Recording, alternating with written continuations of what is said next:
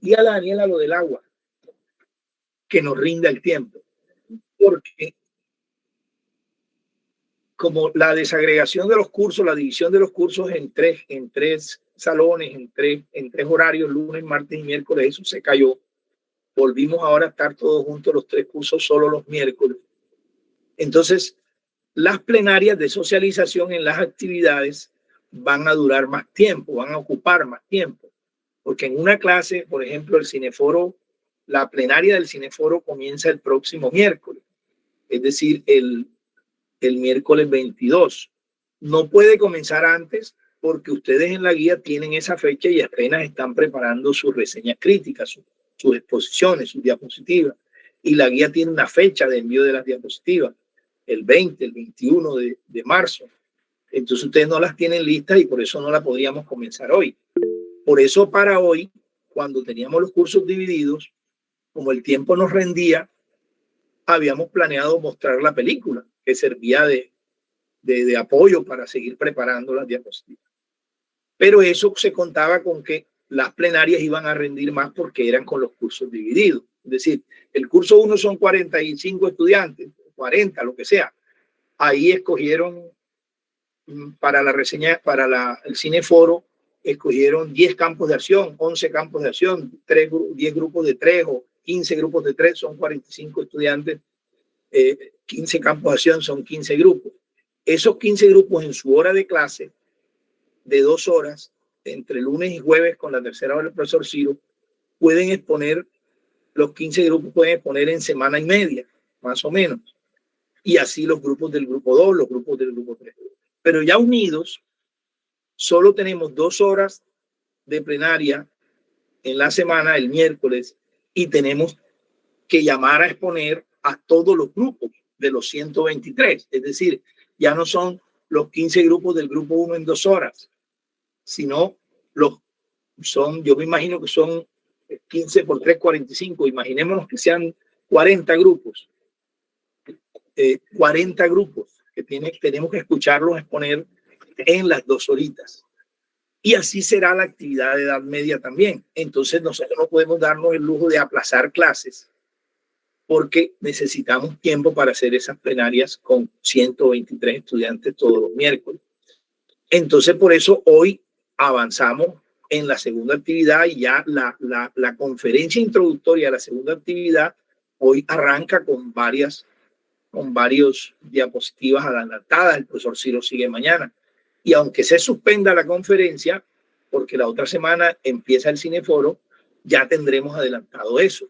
Y como la vamos a hacer virtual hoy, queda grabada y ustedes la pueden volver a ver cuando avance. ¿Alguien ahorita había levantado la mano? ¿Era para hacer alguna pregunta? Disculpa, ¿quién era? ¿Una estudiante? Estefanía, creo que era. Hola, profe. Sí, dígame. Yo soy Luisa Casas. Lo que pasa es que estoy en la llamada con Natalie porque no tengo internet en mi celular. Entonces estamos en la universidad recibiendo la clase juntas para que lo tenga presente. Bueno, de una vez aprovecho esa pregunta para informarles lo de la asistencia. En la asistencia, espero que sean honestos en eso. Ustedes saben que uno de los problemas graves de darle clases en 2 horas a 123 estudiantes es que llamando lista se pierde hora y media, media hora, 20 minutos. Yo en las plenarias presenciales ahora no voy a perder ese tiempo porque voy a llevar unas listas para firmar. Y mientras doy la clase, firman los estudiantes que asistieron y después reviso la asistencia. Es más trabajo para mí, pero pierdo menos tiempo de clase llamando listas. Eso en las presenciales. En esta virtual, al final de la clase les voy a decir cómo voy a hacer el control de asistencia y eso tampoco me va a costar tiempo de clase. Entonces, cuando les diga esos estudiantes que están conectados todos en un solo dispositivo, ojalá sean honestos y no aprovechen para que aparezca la asistencia de alguien que no está conectado. Yo al final tendré que hacer el barrido de cuántos estarían conectados en más de un dispositivo para que en el total de la asistencia descubrir si hay fraude, ¿no?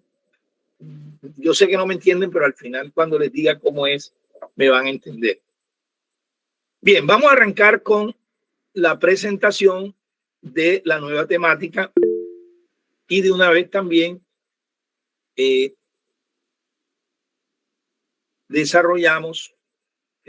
ponemos a grabar la clase. Jenny Barcas iba a preguntar algo, sí, adelante. Sí, profesor, era para comentarle que yo estoy conectada desde el computador y desde mi celular. O sea, necesito conectarme desde mi celular porque no tengo micrófono en el computador. Entonces, estoy conectada en dos dispositivos para que... Bueno, está bien, no hay problema. Bueno. Bien. Vamos a poner a grabar la clase.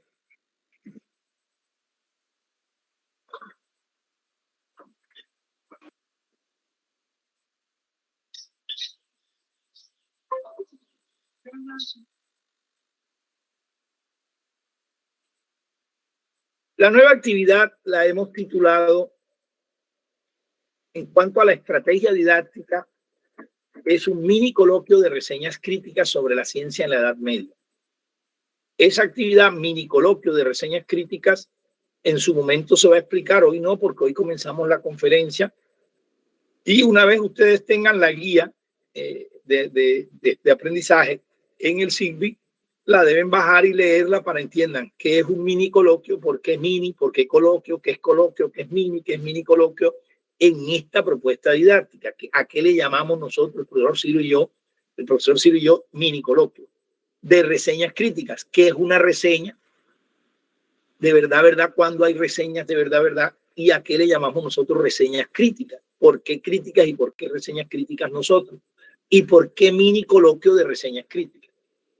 Para luego, en la misma guía entenderán por qué mini coloquio de reseñas críticas sobre la ciencia en la Edad Media. Ya eso lo saben en el sentido de que una vez termináramos en términos temáticos el cineforo sobre Hipatia, que estamos tratando ahí la ciencia en el final de la Edad Antigua, como vamos más o menos en el orden tradicional prospectivo de lo más antiguo a lo más reciente, entonces nos corresponde pasar de la Edad Antigua a la Edad Media. En este caso hay más coherencia en eso porque la transición histórica secular de la Edad Antigua a la Edad Media está marcada por la crisis de la ciencia que se retrata en la vida, obra y muerte de Hipatia. Entonces, queda mucho más expedito entender el comienzo de la ciencia en la Edad Media con la caída de la ciencia en la Edad Antigua. Y la forma como aparece la ciencia en la Edad Media con la forma como se decae la ciencia al final de la Edad Antigua, coincidiendo con la vida, obra y muerte de Hipatia. Entonces, por eso tiene lógica eso. Entonces, en la actividad del mini coloquio de reseñas críticas, la primera fase es una actividad de 3 fases, igual que el cineforo investigativo sobre Hipatia de Alejandría, que ya les recuerdo, tenía 3 fases, ¿verdad? La primera fase es una conferencia introductoria, le llamamos así, conferencia introductoria. También le podríamos llamar conferencia ilustrada porque se ilustró con diapositivas. También le podríamos llamar conferencia magistral porque el que habla es el maestro, el profesor. Entonces, magistral significa que habla el maestro, el profesor. Eso es lo que significa magistral. A nosotros en la facultad le llaman magistral porque meten 3 cursos juntos en un solo salón, pero eso no. Ese no es el término, ahí se está usando muy mal el término. Claro, es cierto que rinde más el tiempo en 2 horas con 123 estudiantes si no los dejamos participar y habla solo el profesor. Porque si los dejaríamos participar no habla nunca el profesor porque son 123. En 2 horas son 120 minutos, podría hablar un estudiante por minuto y quedarían 3 sin hablar. Entonces, por eso el término conferencia magistral ahí es indistinto usarlo. Ilustradas que se usan diapositivas introductorias que sirven para introducir el resto de la actividad. Entonces, en el cineforo se hizo esa conferencia y esa es la primera fase. En este mini coloquio también se va a hacer una conferencia y esta es la primera fase. En el cineforo la segunda fase es la que están ahora ustedes, que es escogieron un campo de acción, conformaron grupos de 3, y están preparando sus mini conferencias de reseña crítica donde van a presentar su cineforo investigativo están preparando sus mini conferencias con tesis sobre los campos de acción de Hipatia, cada grupo con su campo de acción. Ese es procesamiento del conocimiento en casa, que es la segunda fase. Este mini coloquio de reseñas críticas de ciencia de la media tendrá, cuando terminemos la conferencia, una fase de procesamiento del conocimiento que es trabajo en casa. También será en grupos de 3. Pero ahí ya no repartiremos campos de acción, sino otra cosa, que más adelante diremos. En cada actividad se reparten cosas distintas. En el cineforo se repartieron campos de acción. Ustedes escogieron, se distribuyeron campos de acción y se va a hacer algo distinto, una mini conferencia con una tesis sobre el campo de acción con el que interactúa Hipatia. Acá van a hacer otra cosa, pero tienen una fase de procesamiento del conocimiento. Y también, como son trifásicas las actividades, el cineforo tiene una tercera fase que es la plenaria, que comienza la otra semana, donde cada grupo expondrá en los 7 minutos que dice la reglamentación de la actividad y del evento, expondrá su tesis sobre el campo de acción de Hipatia con su título, con sus subdivisiones, con sus citas de la escena, con sus citas de las 2 lecturas, y expondrán eso en 7 minutos. Esa es la plenaria de socialización del cineforo investigativo. Esa es la tercera fase. El mini coloquio de ciencia de reseñas críticas sobre la ciencia de la antigua también tendrá su plenaria, su tercera fase, donde lo que hagan en la segunda, que es el procesamiento del conocimiento, que lo van a preparar en grupos de 3, lo van a socializar en plenaria de exposiciones. Y por eso también es muy importante ganar tiempo, porque en ese también tendremos la misma situación de adelantar las plenarias en las clases de 2 horas con 123, donde están los 3 grupos. Entonces ahí hay un problema y es que ustedes vieron que los campos de acción no se pueden repetir por grupo, ¿verdad? Por ejemplo, en Hipatia, un grupo escoge Hipatia y la biblioteca, ya eso no lo puede escoger más nadie del grupo 1, del curso 1. Pero en el curso 2, eso no se puede evitar. En el curso 2, un grupo escogió también, 3 estudiantes, escogió Hipatia y la biblioteca. Y en el curso 3, un grupo de 3 estudiantes escogió Hipatia y la biblioteca. Cuando empiece la plenaria, en las plenarias de esta propuesta, de esta estrategia, se asignan cosas distintas, temas distintos, lecturas distintas, postulados distintos o preguntas distintas o campos de acción distintos, para que en las plenarias de curso nadie oiga una exposición de un mismo tema 2 veces, nadie. Pero con 123 estudiantes de 3 cursos, donde se repartieron 15 campos de acción distintos entre cada uno de los 3 grupos, sí nos va a tocar escuchar la misma temática 2 veces y hasta 3 veces. Claro, serán tesis distintas, se espera uno, que usen citas distintas, que usen escenas de la película distintas, uno espera eso. Pero en la plenaria con los 123, cuando yo llame del curso 1, el grupo del campo de acción 1, Hipatia y la biblioteca, exponen.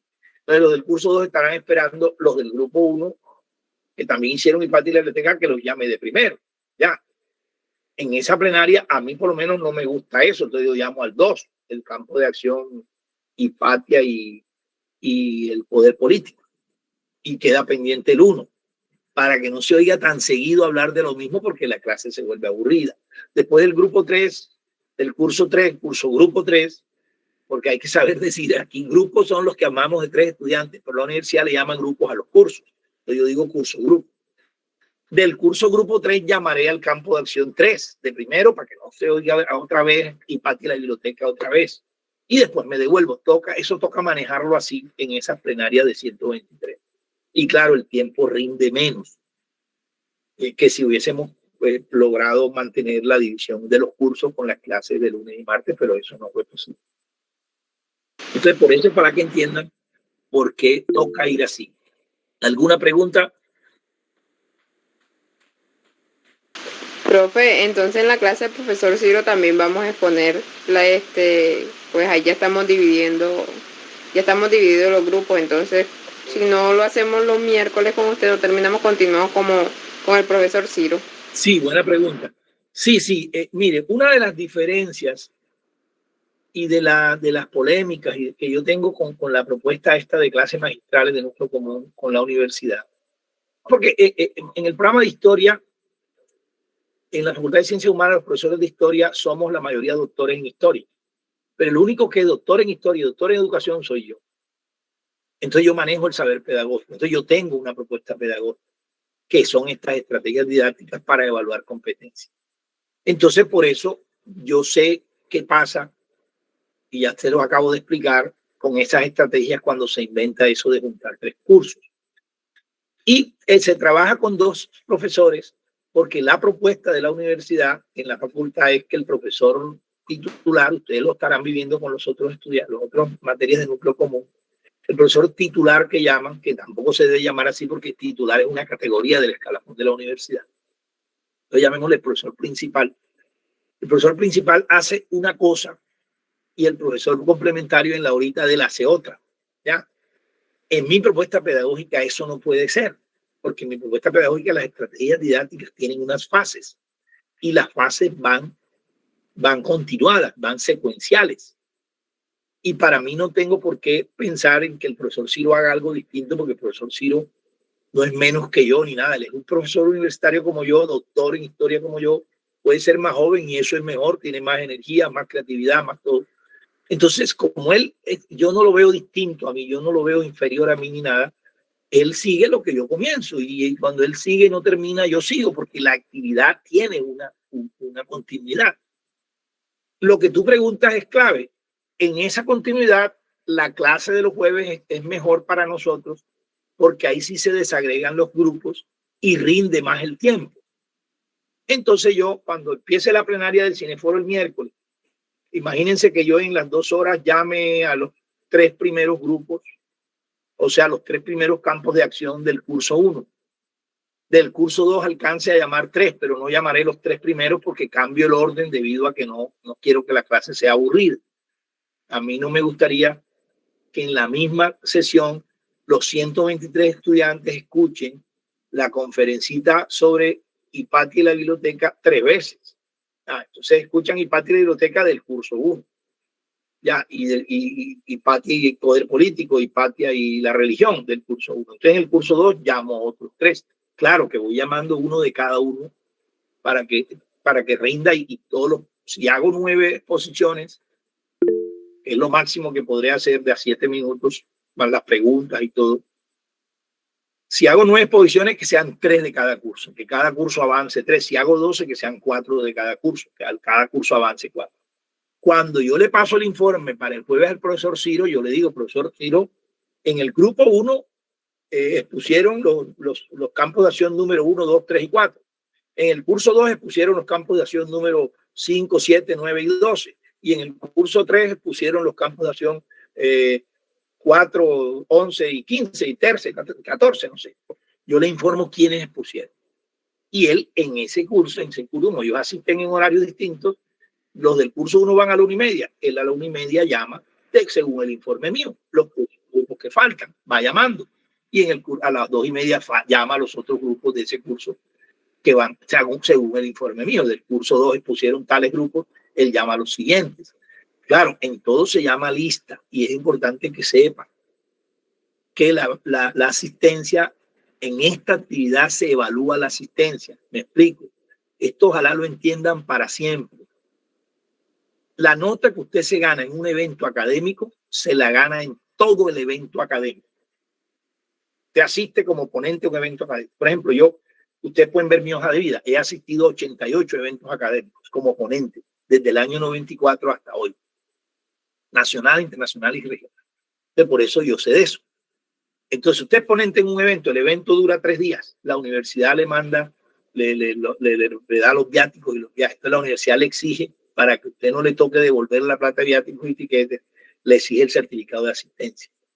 Los organizadores del evento entregan el certificado de asistencia el último día. A veces no lo entregan ese día, sino que lo mandan a los correos. Ahora lo mandan a los correos para que uno lo imprima. Esos organizadores, si usted es ponente el primer día, pero todos los días pasan la lista de asistencia y usted firma, le entregan el certificado si aparece su firma los 3 días. Si usted nada más fue el día que le tocaba exponer, no le entregan el certificado, porque usted no asistió al evento, usted nada más asistió a su ponencia. Ya, así se manejan los eventos. Yo manejo así la asistencia en mi estrategia. ¿Me explico? Usted asiste hoy, que comenzara la plenaria, le toca el campo de acción 1, parte de la biblioteca, y expone. y mañana jueves que le toca con el profesor Ciro no asiste a la hora de su curso y él llama y usted no está. Cuando yo llene la rúbrica de evaluación de su exposición, el estudiante que haya faltado a algunas sesiones del evento, de toda la plenaria, de todo el cineforo, es decir, que fue a exponer, pero no fue a escuchar a sus compañeros y no trajo excusas médicas del médico de la universidad, la nota que sacó en el evento se le divide en la mitad o en 3 partes si faltó a 2 o 3 sesiones. Porque la nota se gana en los 7 minutos que se exponen y en todas las horas que se escucha a los compañeros. Porque el estudiante tiene que mostrar también respeto por sus compañeros. De hecho, compañeros investigaron y exponen, merecen ser escuchados por todos los ponentes. ¿Ya? Entonces es importante que eso lo sepan y así funciona en todos los eventos. Porque nuestra propuesta pedagógica, las estrategias didácticas que diseñamos, todas son eventos académicos. ¿Ya?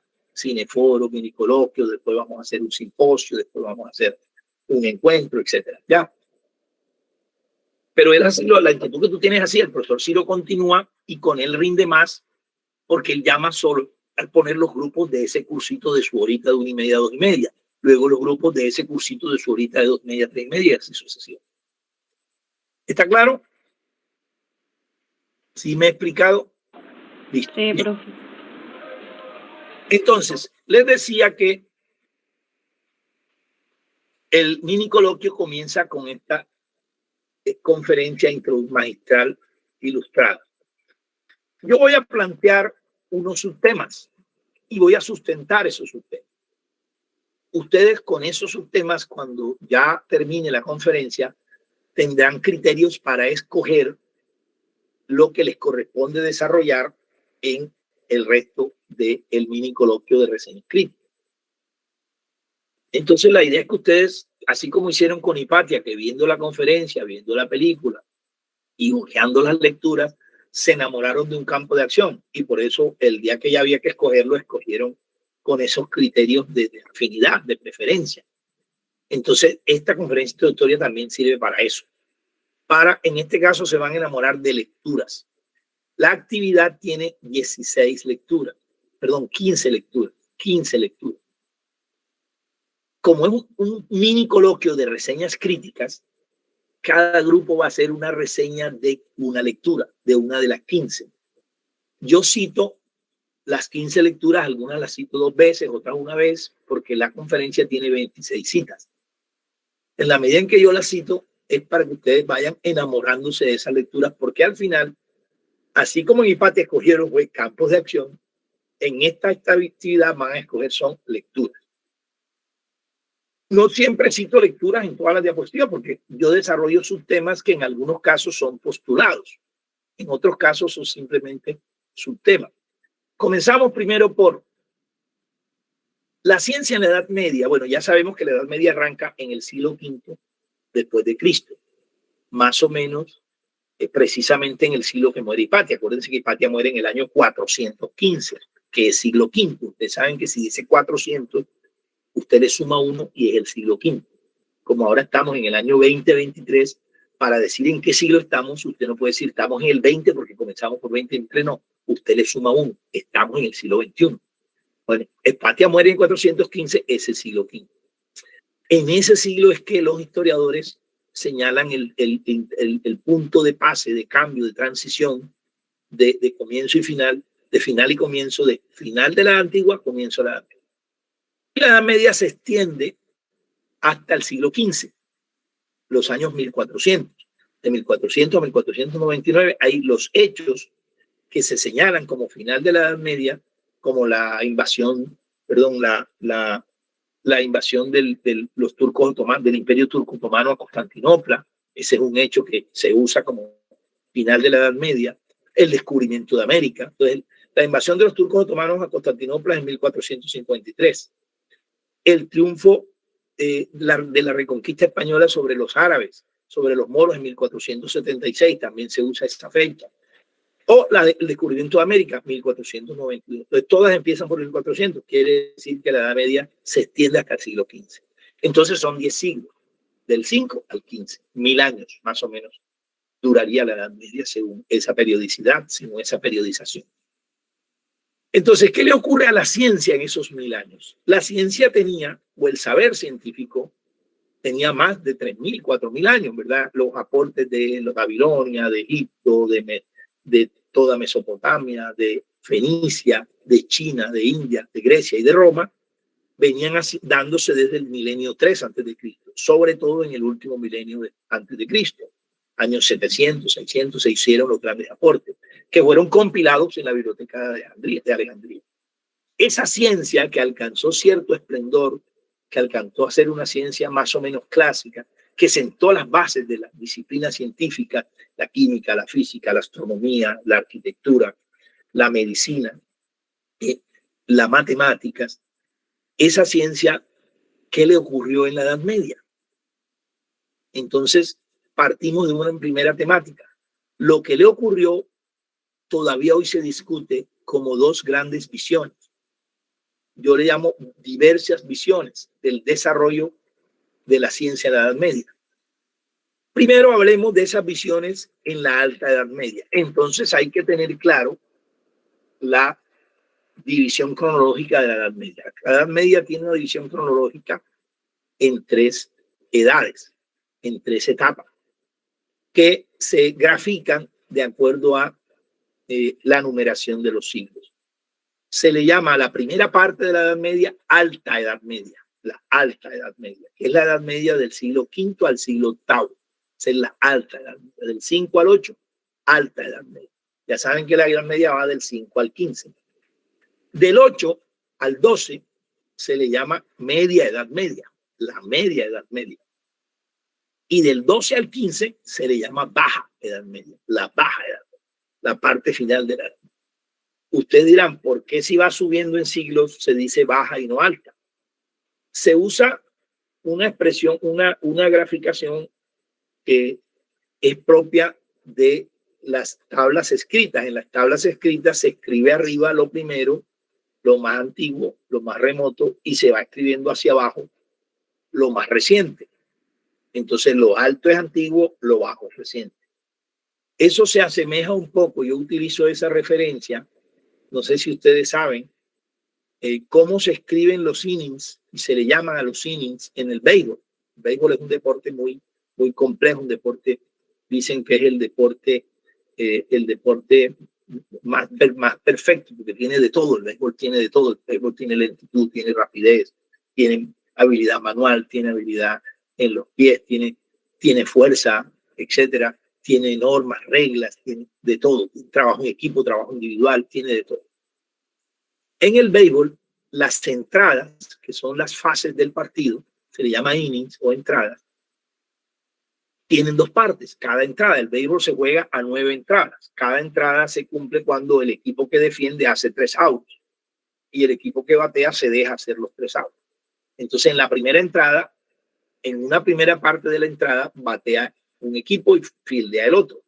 En la segunda parte de la entrada cambian de rol. El equipo que bateó en la primera parte batea en la segunda y el otro pasa a defender. En béisbol se llama fildear. El lugar donde se anotan se llama el schedule, donde se anotan las carreras que va haciendo cada equipo, porque el béisbol se gana por carrera, se llaman también anotaciones. Se anotan en orden de lo más remoto arriba y lo más reciente abajo. Entonces se le llama parte alta del primer inning a la primera parte y parte baja del primer inning a la segunda parte. Entonces, por eso en la Edad Media se llama Baja Edad Media a lo más reciente y Alta Edad Media a lo más remoto. ¿Sí me he explicado? Sí, profe. Bueno, entonces hablemos de la ciencia en la Alta Edad Media. Hay 2 visiones en lo que se enseña, lo que se dice y lo que se recuerda de lo que se enseña en la Edad Media, o sea, en la memoria histórica. Memoria histórica es lo que nosotros aprendemos y recordamos de lo que nos enseñan en historia. Entonces, en la memoria histórica hay 2 visiones. Hay una visión pesimista y una visión optimista. Una visión negativa y una visión positiva. Una visión amable o favorable a la ciencia en la Edad Media y una visión hostil, desfavorable a la edad. Hablemos primero de la primera visión, que es la visión hostil, desfavorable, la visión pesimista, la visión negativa. Y es que la Edad Media se considera que la ciencia se estancó y dejó de producir, dejó de avanzar, dejó de crecer. Y por eso, sobre la ciencia, lo que hay en la Edad Media, la idea que hay, la memoria histórica que se tiene, es que es una etapa de ignorancia, de mucha ignorancia. Una etapa en que se ocultaban verdades, una etapa en que daba miedo investigar, una etapa en que se castigaba a investigar. Entonces es una etapa de oscurantismo, donde predomina el miedo, donde predomina el dogma, donde predomina la imposición de creencias por encima de conocimientos. Pues se dice que la ciencia en la Edad Media entró a una etapa de ignorancia y de oscurantismo. Mientras que la segunda visión, la visión positiva, optimista y favorable a la Edad Media, a la ciencia de la Edad Media, es que es una etapa de creatividad, donde hay mucha creatividad en el quehacer científico, pero la creatividad se ocultaba. Y por eso lo que se avanzaba y se decía sobre las ciencias, se decía en medio de un misterio. Entonces, una etapa de misterio y creatividad ocultas. Entonces, la etapa positiva es misterio y creatividad versus la etapa negativa es ignorancia y oscurantismo. La etapa no, la visión, perdón. Una visión optimista es que fue un periodo de misterio y creatividad oculta. Una visión pesimista es que fue un periodo de ignorancia, de oscurantismo. Eso supuestamente, ¿por qué ocurre? ¿Por qué no tenemos tan claro, de manera tan cierta, no tenemos certeza, no tenemos convicción de lo que le pasó a la ciencia en la Edad Media? Porque estamos hablando de la ciencia en la Edad Media en las regiones de mayor desarrollo y de mayor conocimiento, que era Europa Occidental, y esas regiones en la Edad Media sufrieron un aislamiento político. Es decir, como se fue reemplazando los imperios, derrotando por imperios teocráticos, se fueron desapareciendo las grandes ciudades por la ruralización del mundo. El mundo se ruralizó, es decir, volvieron a desarrollarse los campos y se dispersó el sistema político en aldeas. Desaparecieron las nacionalidades que se habían configurado en la Edad Antigua. Entonces Europa sufrió un aislamiento político. Y ese aislamiento político, Europa Occidental, le generó un aislamiento intelectual. Es decir, no tuvo interacción muy fluida de saberes, de pensamientos, de conocimientos, de investigaciones, de experiencias académicas, muy fluida, sobre todo en la Alta Edad Media, con el resto del mundo, que sería el suroccidente asiático y el nororiente africano, que tenían un movimiento más o menos de saberes científicos en esa misma etapa. Esa es la primera idea. ¿Preguntas hasta aquí? No, profe. No hay preguntas. Entonces, ¿qué se deriva de esas dos visiones? En la Alta Edad Media hay más evidencias de la visión pesimista. Se impone la visión pesimista. Porque lo que más se sabe es que en términos políticos, ideológicos y culturales, en la Edad Media, cuando el cristianismo es reconocido como religión oficial del Imperio Romano, al final del Imperio Romano de Occidente, cuando el Imperio Romano de Occidente es suplantado, reemplazado, desplazado por el Imperio Romano de Oriente, el Imperio Romano de Oriente se convierte en un poder político que se apoya en la Iglesia Católica, en la religión cristiana y con su principal institución, que es la Iglesia Católica. Entonces, la Iglesia Católica impone con su poder una visión eminentemente religiosa en la que Dios es más importante que el hombre. en la que el centro de la observación, el centro de la discusión, el centro del saber, el centro de la cultura es Dios a través de la religión.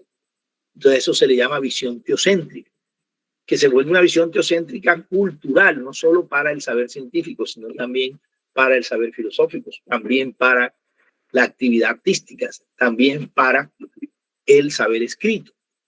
Entonces se impone una cultura teocéntrica, una visión teocéntrica de la cultura. Y esta se convierte, esa visión teocéntrica de la cultura, en una limitante. Entonces, los saberes se desarrollaban, se consolidaban, los saberes que se tomaron de la edad antigua y trataban de convertirse en saberes científicos, es decir, en comprobarse, en hacerse útiles, coherentes, convincentes. Pero la visión teocéntrica de la cultura los frenaba, los limitaba, no los dejaba desarrollarse como siempre. Al respecto, Gonzalo Soto Posada, un historiador colombiano, en su artículo titulado El concepto de ciencia en la Edad Media, escrito en 1982, nos dice, abro comillas, si el concepto de Edad Media es equívoco, el concepto ciencia en la Edad Media también lo es. Según los parámetros interpretativos adoptados, la ciencia medieval, o al menos su funcionamiento, se entenderá de múltiples maneras. Conectando esta idea con la desarrollada antes sobre la equivocidad, o sea, lo equivocado del concepto de la Edad Media, podríamos, a vía de ejemplificación, ilustrar la conexión de la siguiente manera. Quien adopte un horizonte teocéntrico a nivel interpretativo, quien quiera leer desde San Agustín la ciencia medieval, tendrá que ubicarla en un contexto concreto y específico. El diálogo, fe, razón. Cierro comillas, ahí Gonzalo Soto Posada. En esta referencia, en esta aparte, en este fragmento del artículo de Soto Posada, podemos inferir, podemos deducir tres ideas que nos ayudan a entender. La primera idea es que tanto se discute el concepto de ciencia en la Edad Media como se discute el concepto de Edad Media. Esa es la primera idea. Aclaremos esa. Ahorita la aclaramos. La segunda idea es precisamente que el teocentrismo realmente se convierte en una limitante de la visión científica. Ahorita la aclararemos. Y tercera, que en el centro del teocentrismo, estaba la patrística, que es la filosofía o la teología dominante de la Alta Edad Media. La patrística es la doctrina filosófica de San Agustín de Hipona, de un filósofo medieval católico, cristiano. Ahorita entonces explicamos esas tres ideas. La primera, rapidito. Cuando dicen ciencia en la Edad Media, si se cree que la Edad Media fue oscurantismo e ignorancia, entonces no hubo ciencia. La ciencia en su esencia es investigar y producir conocimientos veraces, sistemáticos, comprobados y útiles a la sociedad. Hoy diríamos coherentes y convincentes. ¿Cómo se construyen conocimientos? Investigando. Entonces, si hay una edad de la historia en la que no se permitía investigar, entonces no se puede hablar de ciencia ahí, porque estaba. Entonces, por eso podría aparecer el concepto ciencia en la Edad Media o ciencia medieval un concepto equívoco, es decir, falso, una equivocación. Pero es que también hay quienes dicen que el concepto de Edad Media es una equivocación. Porque ¿a qué le llamo media? ¿Media qué? ¿Mitad de qué?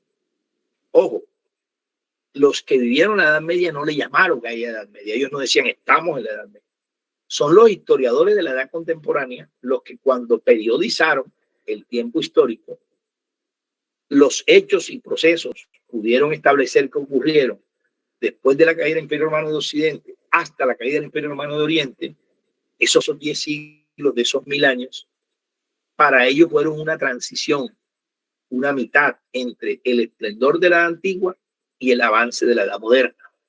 Entonces, por eso le pusieron Edad Media, la mitad entre lo que nació en la edad antigua, se estancó en la media y renació, por eso le llaman renacimiento, al comienzo de la edad moderna. Por eso le llaman Edad Media. Eso también puede discutirse, porque no todo murió, no todo se estancó. Hay cosas que renacieron en la Edad Media después de la Antigua, hay cosas que se mantuvieron vivas. Entonces, por eso se puede discutir la equivocidad, puede ser también una equivocación hablar de Edad Media. La segunda idea, ¿por qué el teocentrismo sería una limitante? Porque si la clave para asumir a Dios como todopoderoso es la fe, y el concepto de fe es creer en lo que no vemos porque Dios lo ha revelado, entonces no se necesita investigar para saber las verdades. Las verdades están en la palabra de Dios, están en la Biblia. Entonces, cuando hay teocentrismo puede que no haya ciencia. La investigación científica se limita. Y la tercera idea, la patrística, ¿qué es? Es la doctrina del Pater, que es la filosofía de San Agustín. La doctrina del Pater es la manera como San Agustín interpreta la Biblia y la plantea como una doctrina ética, como una doctrina epistemológica, como una doctrina política, como una doctrina cosmológica. Para San Agustín, las verdades de la Biblia son las verdades de la vida, son las verdades de la realidad, son las verdades del mundo, porque son la doctrina del Padre. Entonces, San Agustín plantea que hay que esforzar la razón para entender la fe, para entender la palabra de Dios. Entonces, hay desarrollo del pensamiento, según San Agustín, si hay diálogo entre fe y razón. A eso se refiere Soto Posada en esa referencia. ¿Hasta ahí preguntas?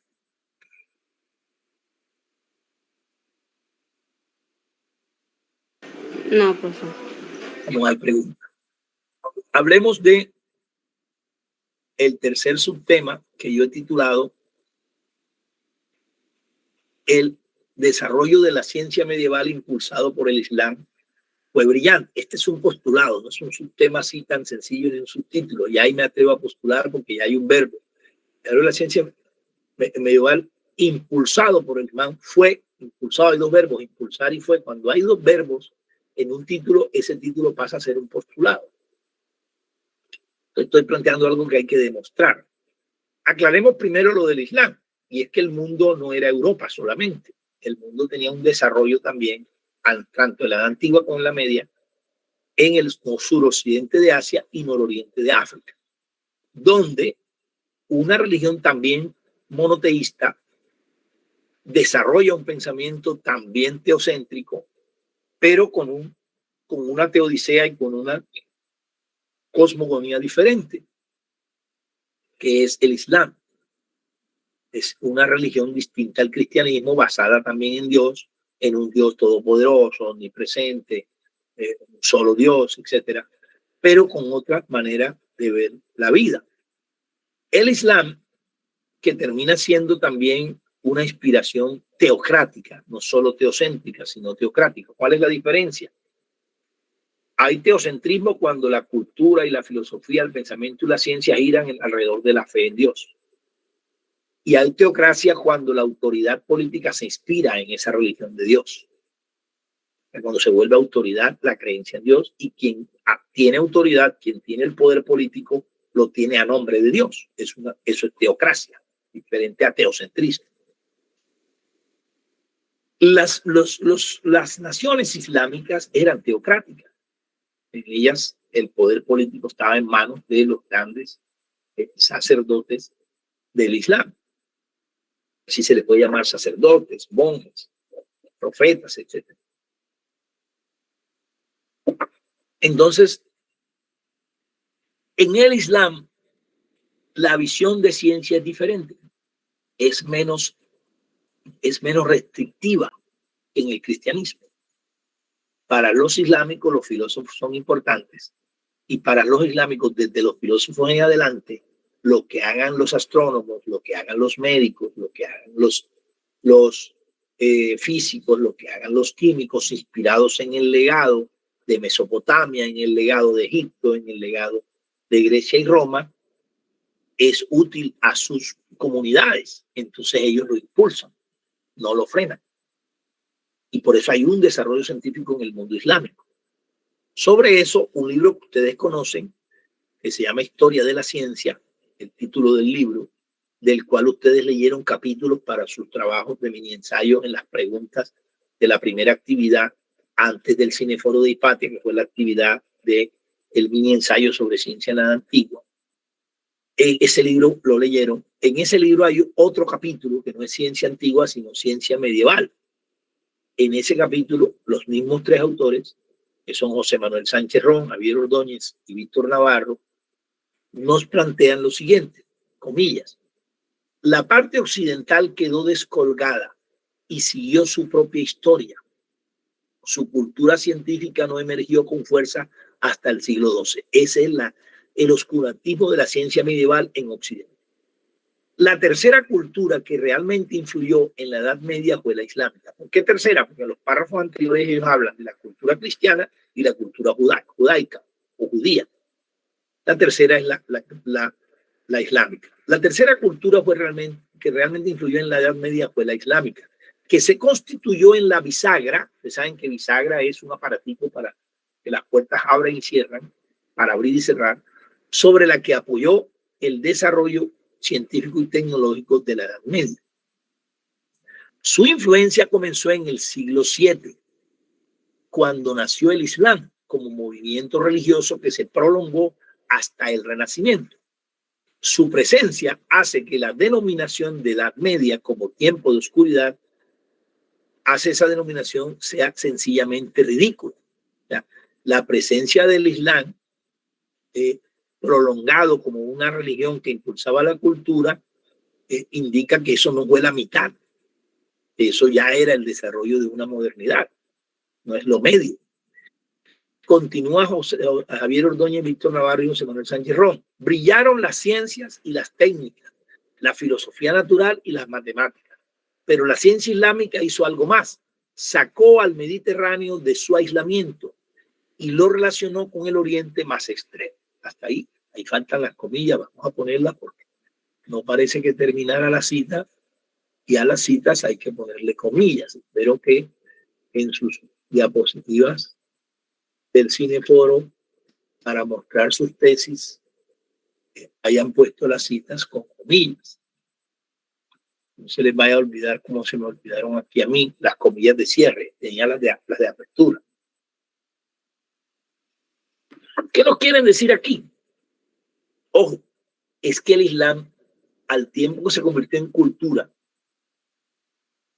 una cultura religiosa pero avasallante, totalitaria, por eso le dicen fundamentalista, porque abarca todas las esferas de la vida, desde la política hasta la ciencia, pasando por lo social, el Islam se convirtió en imperio.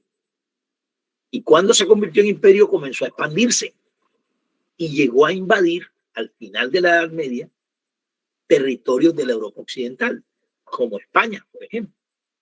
Entonces, lo que hoy es España y Portugal. Entonces, al final de la Edad Media, el Islam llevó ciencia a la estancada Europa occidental.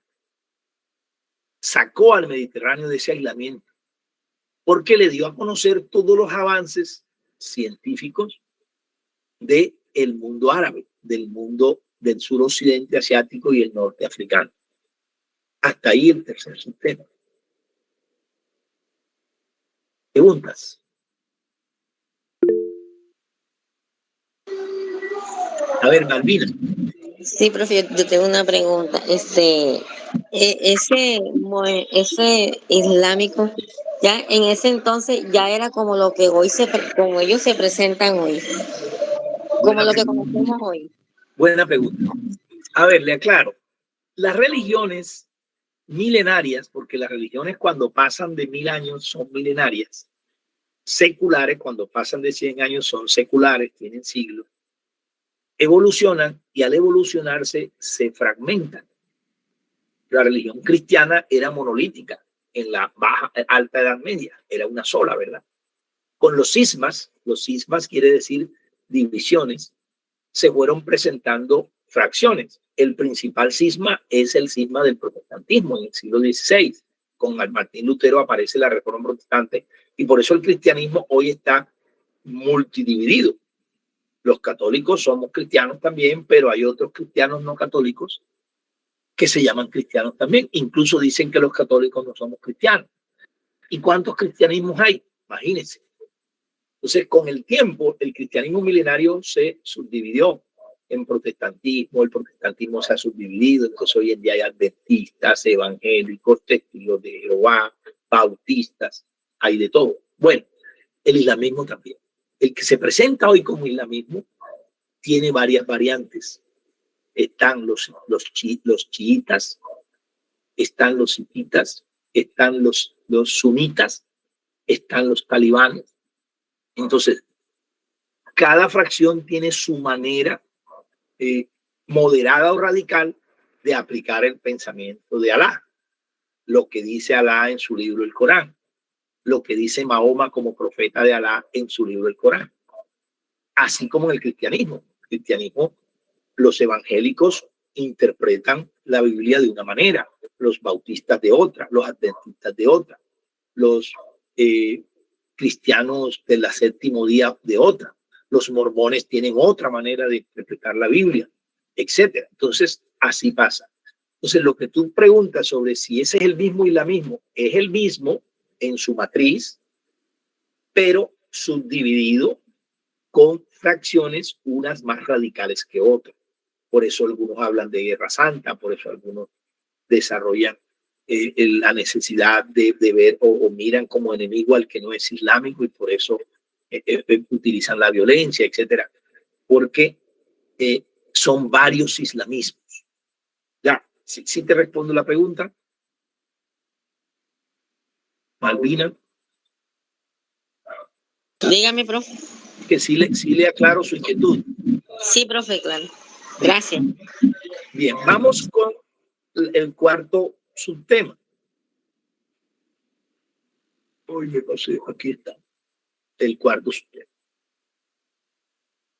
Y es que realmente, a pesar de esa visión oscurantista y pesimista de la ciencia en la Edad Media, realmente hubo un desarrollo intelectual, incluso en el marco de ese medioevo cristiano en la Europa occidental, incluso en el marco de ese medioevo con una imposición de una cultura cristiana restrictiva de el quehacer científico, porque al interior de la misma religión cristiana, sobre todo de la iglesia, muchos de sus jerarcas, algunos de sus personajes, de sus figuras notables, hicieron ciencia, permitieron un desarrollo intelectual del saber científico. Entonces podemos plantear eso. En la Alta Edad Media, hasta el siglo VIII, del siglo V en adelante, hubo casos de desarrollo intelectual. Un desarrollo intelectual que, bueno, algunos dicen eso no es ciencia porque son reinterpretaciones, profundizaciones, réplicas. Entonces, como dicen que no es ciencia, nosotros lo planteamos así. Es un desarrollo intelectual aproximado al saber científico. Entonces, por eso hablamos de dos etapas. Una primera etapa, que es del siglo VI al VII, en la que un sacerdote, hoy diríamos español porque era de Sevilla, pero Sevilla en ese momento, todavía España no es nación, después va a ser una colonia del Imperio Islámico en el siglo VIII, llamado Isidoro. Entonces se firmaba como Isidoro de Sevilla, como decir Hipatia de Alejandría. Él escribió textos de física, inspirado en los textos de Arquímedes, de Euclides. Profundizó esos textos, los explicó más claramente para enseñarlos en las escuelas catedralicias de la formación de sacerdotes y de jóvenes cristianos. Su libro titulado Acerca de la naturaleza de las cosas, ahí profundizó saberes de la física. Y el otro, bueno, Isidoro vivió entre la segunda mitad del siglo VI, nació en el año 564, entonces imagínense que nació 130 o 140 años después de muerta Hipatia, y murió en el año 636, es decir, nada más vivió 72 años. Y el otro fue Beda el Venerable. También es italiano, pero escribió todo en lo que hoy es España. Nació en el siglo VII, o sea, nació más o menos 30 años después de muerto Isidoro de Sevilla, en el año 667, y murió en el año 735. Beda el Venerable escribió 2 libros de física, uno titulado Acerca del cálculo del tiempo y el otro titulado Acerca de la división del tiempo. Eso indica que realmente la visión oscurantista y pesimista basada en la limitación que significaba la iglesia cristiana sobre la ciencia no es tan contundente, no es tan evidente, no es tan demostrable. Porque aquí hay indicios de que sí hubo un desarrollo intelectual, que se aproximó al saber científico porque reinterpretó los saberes de la Grecia clásica. Estaban en los libros incunables de la Biblioteca de Alejandría. Ellos ahí demuestran que desde la iglesia ellos podían dedicarse, y lo hicieron de manera académica, a varias ciencias básicas, a la aritmética, a la geometría, a la astronomía y a la geografía. Esta es una evidencia clave para defender la otra visión, la visión de que en la Edad Media hubo una creatividad oculta y hubo un desarrollo de un misticismo por la ciencia. Hasta ahí el tema 4. ¿Preguntas? No, profe, todo claro. Preguntas. Bueno. Voy a pedirle un favor, mire, a la clase es hasta las 5:30, ¿no? Más o menos 5:40 porque no empezamos a las 3:30. Yo al final, antes de terminar la clase, de despedirnos, quiero dar algunos informes sobre, dar una información sobre la primera actividad y sobre la segunda, o sea, sobre la actividad del mini ensayo y sobre la actividad del cineforo. Para que me dé tiempo, tengo que parar la conferencia antes de las 5:30. Le voy a pedir el favor a que uno de ustedes sea como un monitor de tiempo y me diga, me avise, porque yo, aunque tengo el relojito aquí en el computador, no lo miro mucho, para que me avise cuando sean las 4:15, perdón, las 5:15, que queden 15 minutos, a ver si en ese tiempo les puedo dar las informaciones. ¿De acuerdo? ¿Quién va a ser ese monitor para que se responsabilice desde ahora? Que me interrumpa fuerte, activa el micrófono y diga, profesor 5:15, perdón, profesor 5:15, son las 5:15. Bueno, Luna levantó la mano, listo, Luna va a ser la monitora de tiempo de esa hora. Muy bien, gracias, Luna.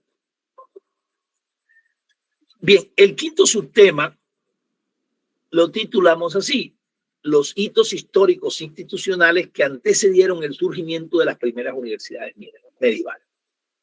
Presten mucha atención a esto. Uno de los argumentos que muestra que la Edad Media no fue tan oscurantista ni de tanto estancamiento es que las instituciones que más le han dado a la ciencia en la edad contemporánea, desde la edad moderna hasta hoy, son las universidades. Sin universidades hubiese muy poca ciencia hoy en día y se difundiera muy poco la ciencia.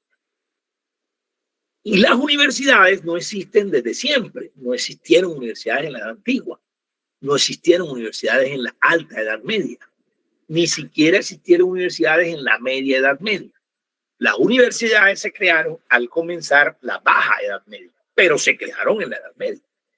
Entonces, las universidades son medievales. Por eso indica que si en ese contexto de la Edad Media oscurantista e ignorante surgieron las universidades, porque no se crearon de un día para otro, surgieron paulatinamente, eso indica que había una actividad académica e intelectual importante. Entonces hay que ver por qué surgieron. Surgieron en la Baja Edad Media, pero algo pasó en la Media Edad Media para que eso sirviera de base, de germen, de punto de partida y evolucionara hasta crearse las universidades. A eso le llamamos hitos históricos institucionales. Hitos históricos son momentos, procesos, episodios claves basados en funcionamiento de instituciones que sirvieron de antecedente para que en la Baja Edad Media surgieran las primeras universidades. Son dos grandes hitos históricos. El primero son las escuelas catedralicias. ¿Qué son las escuelas catedralicias? Desde finales de la Alta Edad Media, o sea, desde el siglo VI, más que todo, perdón, desde el siglo VII, la Iglesia Católica, con todo su poder apoyado en los imperios, y en los reinos, pudo crear instituciones donde formaba a sus sacerdotes, lo que hoy serían los seminarios. Pero como no había más instituciones educativas, la aristocracia, la nobleza medieval, la nobleza cercana a las monarquías de la época, necesitaba que sus jóvenes se formaran. Entonces las escuelas catedralicias recibían jóvenes para formarlos como sacerdotes, pero no los escogía a todos para terminar como sacerdotes. Entonces recibía a los otros que se formaban en las áreas de las escuelas, pero no se ordenaban como sacerdotes. Entonces terminaban siendo instituciones educativas para jóvenes más allá de la formación sacerdotal.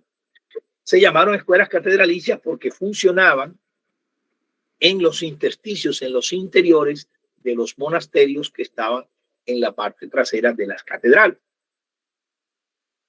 Ahí se iniciaban los sacerdotes, los frailes, los misioneros y algunos jóvenes laicos. En esas escuelas se enseñaba las bases, escritura, lectura, matemáticas, pero también se enseñaba a leer, se enseñaba a escribir, se enseñaba a interpretar, se enseñaba a analizar, se enseñaba a debatir. Y la base era la filosofía cristiana, la teología, la ciencia que estudia la teodicea, la cosmogonía, la teogonía de la religión cristiana. Y se enseñaban las artes liberales, el derecho, la medicina, la historia, la geografía, en esas escuelas catedralicias. Ese fue un antecedente de las universidades. Y el otro antecedente fueron las escuelas de leyes. Las escuelas de leyes, porque la sociedad medieval tiene un rasgo característico que se me olvidó comentar al comienzo, y eso ahora me arrepiento porque tiene que ver con, voy a colocar la imagen de la primera diapositiva. Miren, la imagen de la primera diapositiva es una pintura construida como especie de collage por un artista de la Edad Moderna, pero donde toma grandes dibujos y los une, pinturas hechas en la Edad Media. La voy a agrandar aquí para que entiendan lo que se conoce hoy como, es una expresión historiográfica conocida como la atomización política medieval. ¿Qué es la atomización política medieval? Atomización significa partirse en 1000 pedazos, dividirse en átomos. El átomo es la partícula mínima de materia. En la Edad Media hay atomización política. ¿Por qué? Porque desaparecen las naciones. Entonces se van formando pequeños reinos que tienen pequeñas autoridades. Entonces aparecen los condados, gobernados por condes, los ducados, gobernados por duques, los marquesados, gobernados por marqueses, los principados, gobernados por príncipes, y algunas monarquías con reyes. Entonces hay nación en la cultura en cuanto a las costumbres y la lengua, por ejemplo, franceses. Hay Francia, no, pero no hay una nación francesa, con un estado francés, con unos límites franceses, sino que en medio de esa influencia de cultura y lengua francesa hay aldeas, y esas aldeas están alrededor y dentro de pequeños reinos que pueden ser marquesados, ducados, principados o reinos. Entonces este dibujo muestra esa, porque en medio de esa atomización, como hay una ruralización, porque las invasiones bárbaras que acabaron también con el Imperio Romano condenaron al atraso a las grandes ciudades de la época antigua, las destruyeron. Entonces se volvió a la vida en los campos. Entonces se volvió a un atraso. Entonces miren ustedes, en este cuadro se muestra eso. Las aldeas, donde había mucho hacinamiento, donde había muy poca higiene, donde había mucho atraso, donde había también mucha ignorancia, poca actividad académica, poca actividad intelectual, no había formación. Entonces, la Edad Media tiene esa característica. Entonces, eso lo he recordado para explicar cómo funcionaba. Entonces, a raíz de eso, como no había naciones, no había un marco legal unificado, de tal manera que cada reino producía pequeñas constitucioncitas o normas legales que se imponían con la fuerza de la nobleza.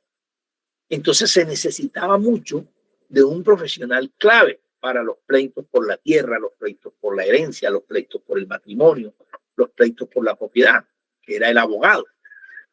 Entonces, aunque no había universidades, así como había escuelas para formar sacerdotes, había escuelas para formar abogados, que se conocen y se desarrollaron sobre todo en lo que hoy son las ciudades italianas, y luego sus profesionales fueron a apoyar las regiones y aldeas de lo que hoy es Alemania, lo que hoy es Francia y lo que hoy es España, y todo el centro y oriente de Europa, hasta Rusia, donde estaban los pueblos eslavos. Eran las escuelas de leyes. Ahí se enseñaba derecho civil, se enseñaba derecho canónico y se establecían a través de debates e interpretación de normas los límites de los poderes de la monarquía y la nobleza y los poderes del clero, y combinando el derecho canónico con el derecho civil. Esas escuelas de leyes del siglo VIII en adelante sirvieron de base para lo que en el siglo XII, porque ocurre ya entre el siglo XI y XII, se van a crear las primeras universidades. Cuando se crean las primeras universidades, ya en el siglo XII, ya entramos a la Baja Edad Media, en ellas había facultades de derecho, teología, artes y medicina. Es decir, eran las 4 artes liberales, las 4 artes y teología. Había 3 artes liberales, derecho, artes y medicina, y teología. O sea, usted puede estudiar para graduarse de abogado, teólogo o esteta, se llamaba el profesional en artes, esteta, o médico. En esas universidades, primero como no existía la educación básica, es decir, para entrar a la universidad no te exigían el bachillerato, la primaria, porque no existían esos ciclos. Había una educación básica que era en el hogar con maestros particulares, pero muchos estudiantes llegaban muy jóvenes y muy desnivelados en esos saberes básicos. Entonces las universidades, las primeras universidades, en esas primeras facultades, crearon lo que en su momento se llamó estudios generales, que eran las bases para luego aprender las artes liberales.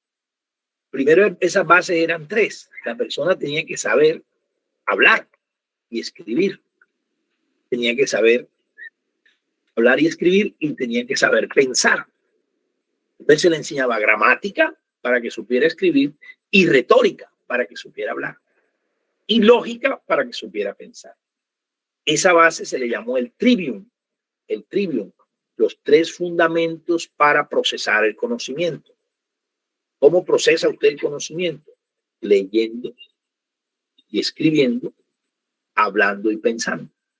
Usted tiene que saber leer, escribir, hablar y pensar, apoyado en unas disciplinas que se lo enseñaban, se lo perfeccionaban: la gramática, la retórica y la lógica. Ese era el trivium. Pero luego tiene que profundizar porque tiene que interpretar el espacio. Tiene que tener sensibilidad frente al arte. Tiene que saber moverse en el mundo. Tener una visión del universo. Eso lo puede hacer si sabe pensar, hablar y escribir. Entonces se creó el cuadrivium. Fueron ciencias que se enseñaban. El trivium se enseñaba en los primeros años o primeros semestres, y el cuadrivium en los siguientes, que era conocer el mundo, astronomía, porque son saberes que la edad antigua, desde las compilaciones de la Biblioteca de Alejandría, podía desarrollar. La aritmética, que es la representación numérica del mundo. La geometría, que es la representación gráfica del espacio, representación cuantitativa del espacio. Y la música como el arte más sensibilizador. Entonces a eso se le llamó el cuadrivium. Esas primeras universidades desarrollaban la base para luego profundizar en el derecho, la teología, las artes y la medicina. La persona tenía que aprender a escribir, hablar, pensar, a desarrollar las operaciones aritméticas, a conocer los planos y las figuras geométricas, a conocer el universo y a sensibilizarse frente al arte a través de la música. Y esa fue la base. Cuando se crearon las universidades, ya venía de las escuelas de leyes y las escuelas catedralicias esa tradición que se fue constituyendo en el trivium y el quadrivium. Hasta aquí preguntas. Tienen la palabra.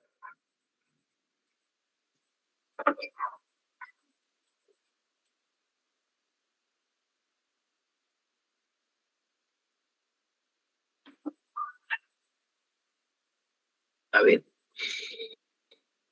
¿Hay preguntas? Bueno.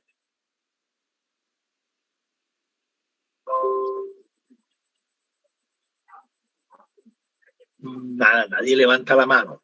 Ya hay 87 personas. Bueno. A ver, sí, parece que alguien levantó la mano. A ver, Edgardo, dígame. Edgardo Carvajal. Gracias, profesor. Buenas tardes. Bueno, mire, he escuchado con atención el tema de las universidades y de las escuelas. ¿En qué momento de la historia y cómo se llega al concepto o al nombre de universidad a lo que vienen a ser los claustros de enseñanza superior? Bueno, muy bien. Esa pregunta se adelanta a lo que vamos a seguir. Precisamente en las siguientes diapositivas, que no sé si alcance a tocarlas hoy, aquí está. En la diapositiva 11 vamos a hablar de la primera universidad, la segunda y la tercera, y las siguientes que se crearon en esa etapa. Ahí vamos conectando. Pero el momento que es tu pregunta concreta es el siglo XII y XIII. Se crea una universidad. Bueno, hay una discusión entre si la primera universidad se creó en el siglo XI o en el siglo XII, porque hay dos, la historiografía se pelea la hipótesis de que una de estas dos fue la primera universidad, o la de Colonia, una universidad alemana, o la de Bolonia, que es una universidad italiana. Ahorita explicaré esa polémica. Pero fueron las primeras universidades. O sea, quiere decir que al comienzo de la Baja Edad Media es que se crea. Lo que estamos planteando, y eso también lo contempla tu pregunta, es que el proceso para crearse no fue intempestivo, no fue un proceso de un día a otro, no, fue un proceso lento en el que las escuelas catedralicias y las escuelas de leyes fueron desarrollándose, creciendo, uniéndose entre sí hasta crearse las primeras universidades. Y eso ocurre entre el siglo VIII y el siglo XII. Estamos hablando de 400 años, 4 siglos, o sea, un proceso muy lento, pero que va a ser clave porque luego, cuando se crean las universidades, se crean con una idea muy central, que yo creo que fue la idea que le faltó a la Biblioteca de Alejandría.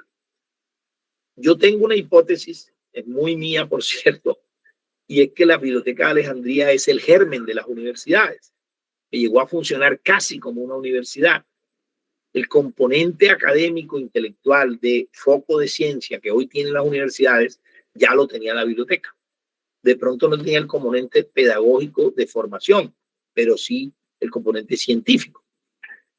Pero como la Biblioteca de Alejandría es destruida y el cambio de las condiciones de la antigüedad a las condiciones del medioevo es un cambio abrupto, es un cambio forzado por invasiones, destrucciones, por un retroceso de la humanidad hacia la violencia, ese germen no se desarrolla.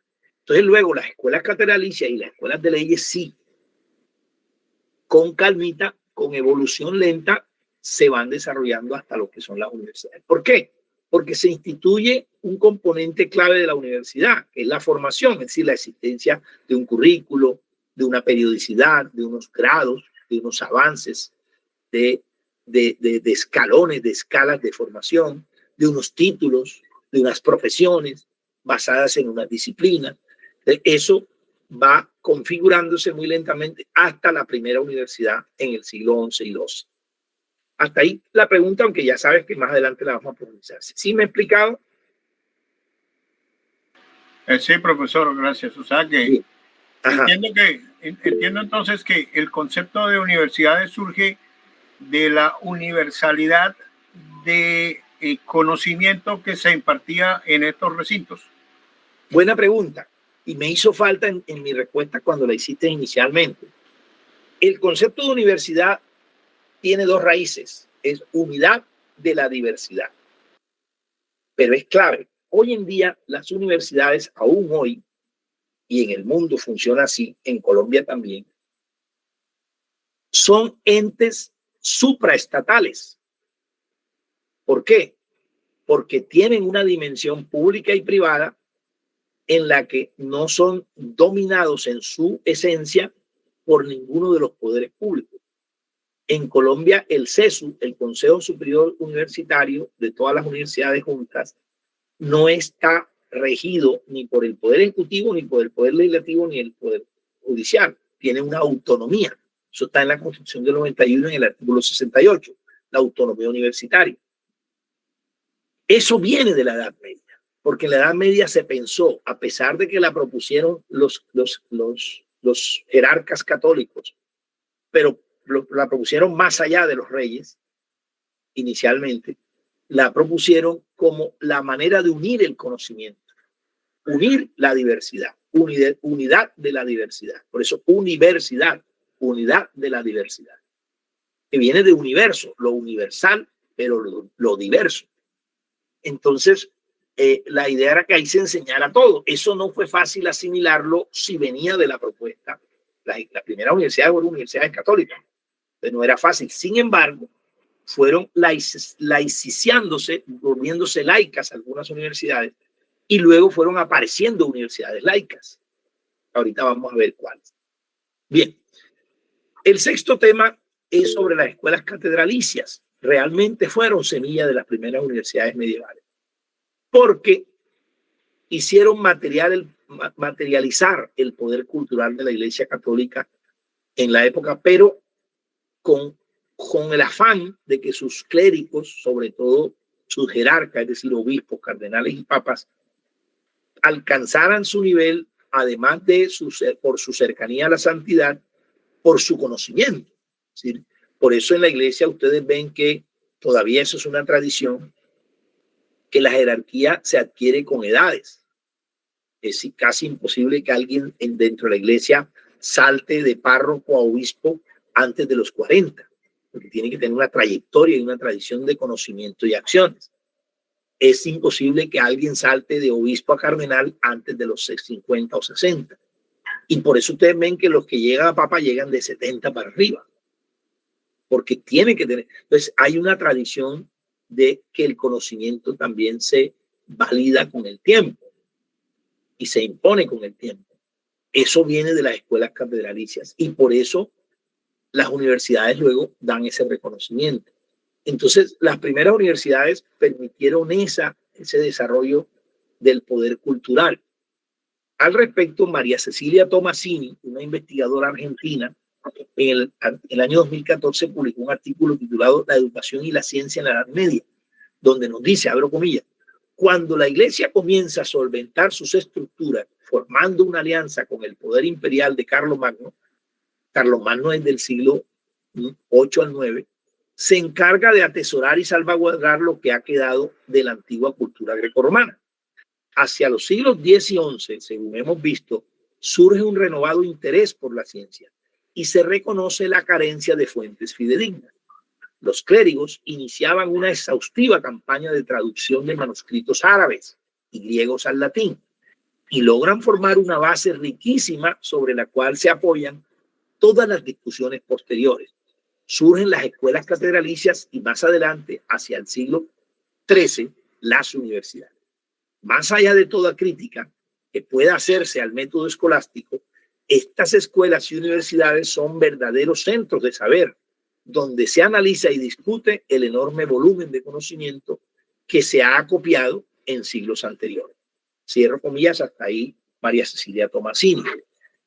Miren, ella ahí nos hace el recuento de la evolución de las escuelas catedralicias a las universidades, que yo les decía que es lento desde el siglo VIII, IX, porque Carlomagno le da mucha fuerza. Carlomagno es un emperador francés que se expande por Europa y somete a algunos pueblos de Alemania, de lo que hoy es España y del norte de Italia, con una dinastía que se extiende por casi todo el siglo VII y principios del siglo VIII. Y queda, entonces, las escuelas catedralicias que él ayuda a consolidar, porque tenía el apoyo del Papa, van a ser la base luego de las universidades ya del siglo X en adelante, cuando se crean. Ahí dice el siglo XIII, ¿por qué? Porque es que la discusión de las primeras dos universidades está entre el siglo XI y XII, pero solo esas dos. El resto se crean en el siglo XIII. Bueno. ¿Preguntas? Profesor, son las 5:15 ya. Listo, entonces llegamos hasta el subtema 6, para que sepan que el profesor Ciro mañana continúa en cada curso a partir del subtema 7. Bien, las informaciones que le iba a dar. La primera es sobre la primera actividad. No es información, es una especie de, sí, es una información, pero que deben manejar con mucha atención. Y es que como la actividad del Cineforo se va a extender por varias semanas, debido a que tenemos que escuchar a todos los grupos, es probable que cuando venga el cierre de notas del primer corte, solo tengamos una nota que es la del mini ensayo. Ya. Entonces, quiere decir que ese mini ensayo tendrá un valor del 30% del semestre, porque vale por el primer corte. Entonces, es bueno que sepan, yo no sé si hubo problemas, pero yo recibí unos mini ensayos y algunos no sé por qué no los recibí. Es decir, yo los recibí en el correo, luego los busqué en el foro del SIGBI y los hice el barrido y los tengo todos en una carpeta. No sé si pegué esa carpeta acá, yo creo que sí. Vamos a ver.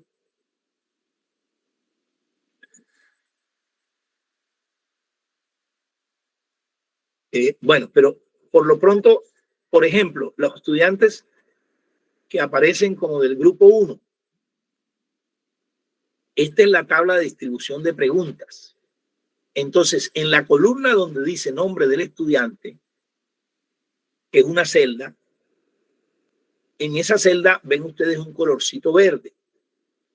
Todo el que tiene colorcito verde es que sí, yo tengo su mini ensayo y lo estoy evaluando, incluyendo el colorcito verde diferente. Pero los que están en color morado el color amarillo, este muchacho sí me mandó sí subió al foro su ensayo, y lo está en amarillo porque, aunque lo subió, no sé cómo lo subió, porque yo encontré ahí como 23 o en el grupo 1 como 20 o 15 mini ensayos, y todos los pude bajar y grabarlos menos el de él. Algo pasó, entonces no he podido guardarlo. Está ahí en el foro, pero entonces yo le mandé un correo a él, Dustin Donado, para que me lo mande por el correo. Y yo se lo recibo porque él lo mandó a tiempo, pero no sé por qué no lo he podido bajar. Todos los demás, entonces los que están en morado, no me digan nada ahora porque este momento no es para eso. Ya, simplemente escuchen. Las personas que aparecen en morado, no encontré su ensayo ni en correos ni en el foro. Si no lo mandaron a tiempo con la fecha que dice la guía tiene una fecha, no tienen nada que hacer porque ya no hay nada que hacer, no lo mandaron. Entonces no tienen nota en el primer corte. Ya, ahí decía que había que mandarlo hasta el 28 de febrero. Pero si sí lo mandaron y soy yo el del error, simplemente tienen que demostrarlo.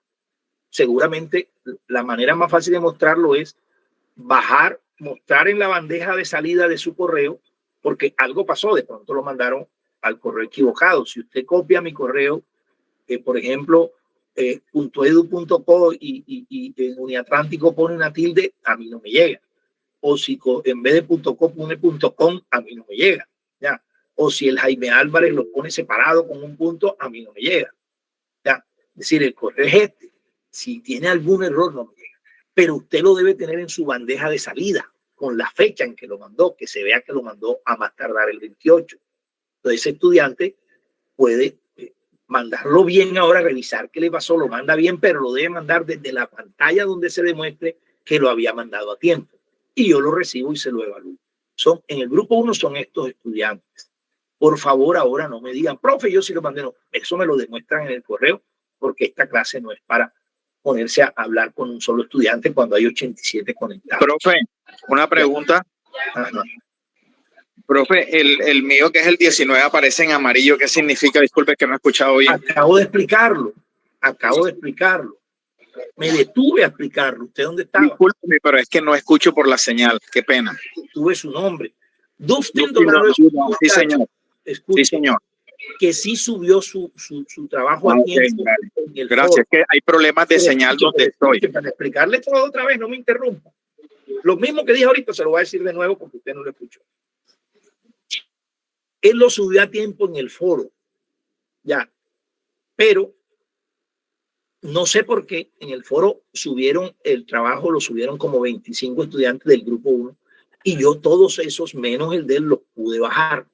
Yo le doy clic en descargar, de descarga y yo lo grabo. Pero el de él no sé por qué no me baja. Algo pasó, alguna cosa él hizo al subirlo que cometió un error al subirlo. Entonces por eso yo sé que lo mandó a tiempo, pero no lo tengo. Entonces yo le pido el favor para que me lo mande al correo y lo mande bien. No me tiene que demostrar que lo mandó a tiempo porque ya yo sé que sí lo subió a tiempo, pero ya no use la vía del foro, sino al correo electrónico. Mi correo electrónico, que ahí está, lo anexa como archivo de anexo normal de Word y así lo guardo, ¿de acuerdo?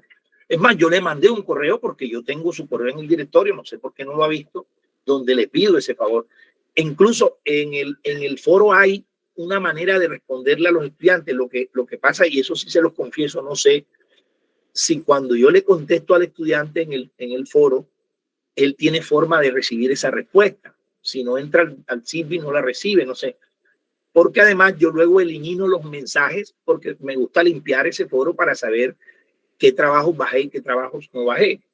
Y de pronto en esa limpieza, cuando elimino el mensaje, yo no sé si estoy eliminando también la respuesta que le mandé. Eso lo tengo que averiguar con los muchachos que me dictan los cursos de CISBI. Es una parte del curso que no entendí, no sé.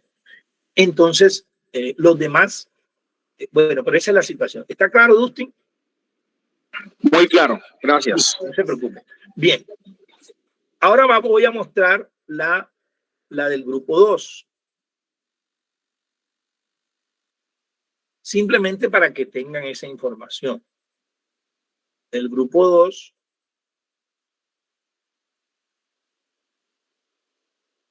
los que están en morado no los tengo, entonces ya saben cómo los pueden enviar, solo demostrando que los habían enviado a tiempo. Disculpe, ¿será que me pudiera mostrar de nuevo al grupo 1? Más despacio. Vamos a mostrarla más despacio.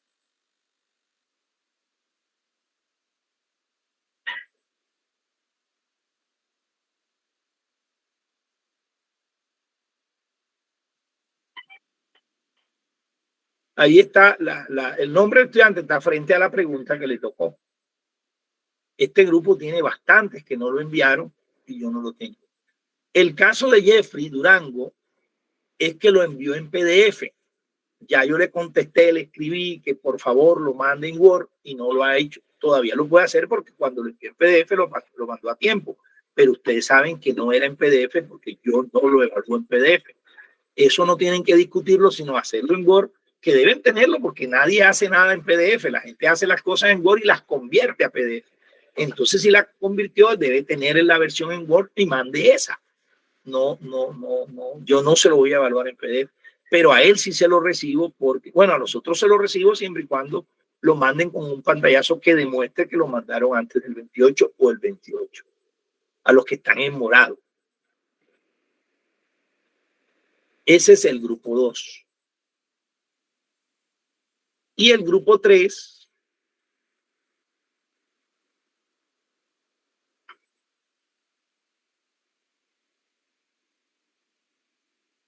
esa es una información que, ay, perdón, abrí lo que no es. Que la doy porque me parece importante, pero podría quedarse ahí y después la gente darse cuenta cuando ya uno sube la nota del tercer corte. Ay, pero que yo porque no tengo nota en el primer corte. Entonces, para que eso no pase, lo hacemos ahora. Este es el grupo 3. Pues estoy mostrando el mismo. Ay, voy a ver para ver si tengo un error ahí. Vamos a ver, mini conferencia. Profe, usted está mostrando el grupo 3 2 veces, no ha mostrado el grupo 2. Ya. Ahora sí. A ver, este es. Vamos a ver arriba porque creo que es que hay un error en la nomenclatura. Este sí es el 12, que estaba mostrando el 3. Ahora sí, este es el 2. El de Dana Salas. Vayan mirando ahí van viendo su nombre. Como cada uno sabe qué pregunta contestó, va mirando. Estamos por la pregunta 5, 6, 7, 8.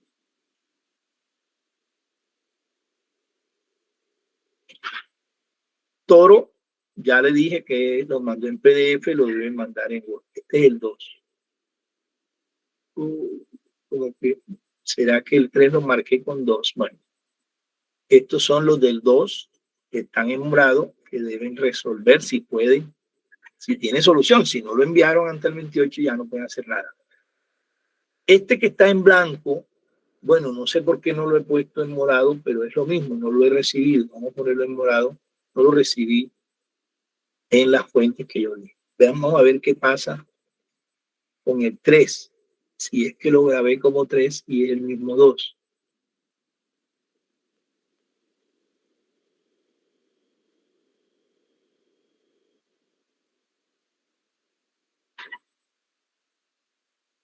Dice grupo 3.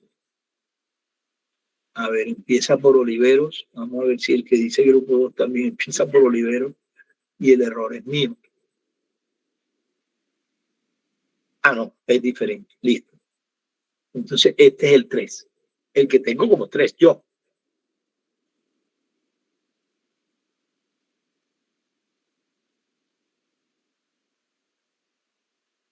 Durango, ya dije lo que pasó. Que esté en amarillo es que lo mandó en PDF y debe mandarlo en Word.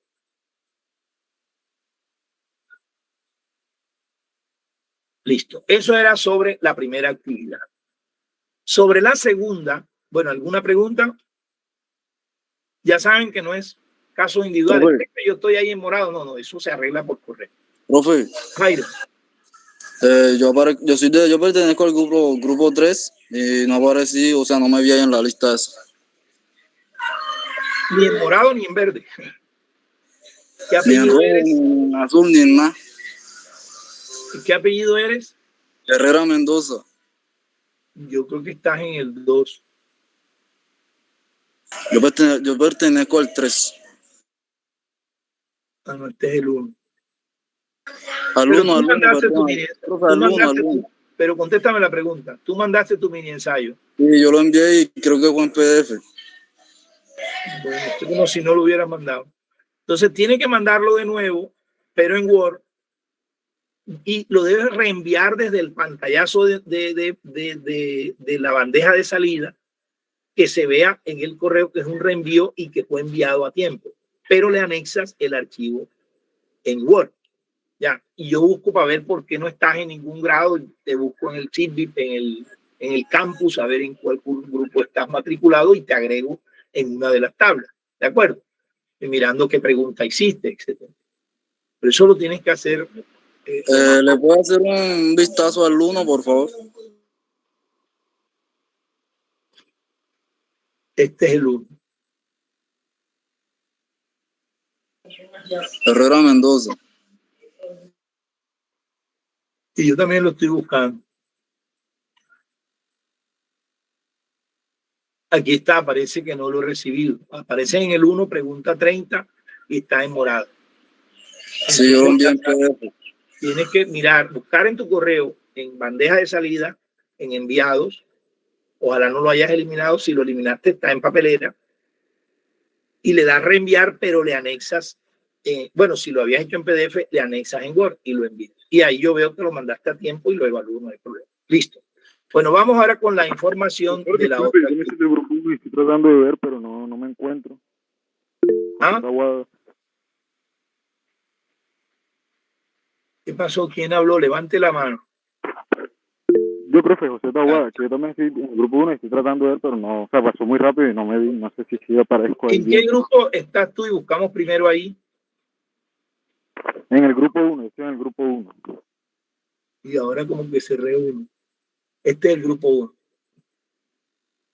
Aquí está, aquí está en verde, tú lo mandaste, yo lo tengo, contestaste la pregunta 36. ¿Tahuada Díaz o Carlos? Sí, señor, listo, muchas gracias. Como pasó rápido, no lo había. Bueno, hablemos de la otra actividad. En la otra actividad hay un problema, yo no sé, y es la distribución de campos de acción y conformación de grupos. Miren, jóvenes, lo del grupo de 3 es imperioso, eso es innegociable, eso es inflexible por razones de tiempo, por razones de todo. Es una actividad en grupos de 3. Por eso se dice con tiempo, se dice cada rato tal día, y se repite el día del tal día con el profesor Ciro. Ustedes van a informarles su conformación de grupo. Uno les da tiempo para conformar el grupo, para buscarlo.